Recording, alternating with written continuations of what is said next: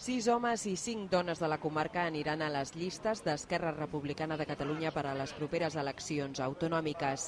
Marc Sanglas l'encapçala en el número 6 per Barcelona. És advocat i militant de la formació des del 1993. Ha estat regidor de l'Ajuntament de Sant Llorenç Savall entre els anys 1995 i 2009.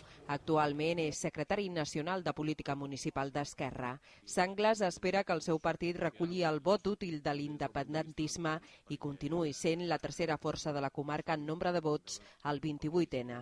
Entenem que l'independentisme ha crescut a nivell del país i també ha crescut a nivell de la comarca, per tant, som el referent independentista de la comarca i, per tant, volem seguir sent tercera força política a la comarca en nombre de vots i que això pugui contribuir amb aquesta aportació de vots que fem des de la comarca a construir un país més lliure i una societat més justa.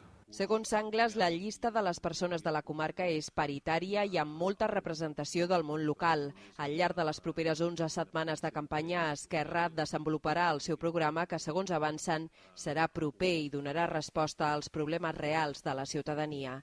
L'únic terrassenc és Isaac Albert, tinent d'alcalde de l'Ajuntament de Terrassa, que serà número 24 per la província i que per motius d'agenda no ha pogut assistir a la presentació.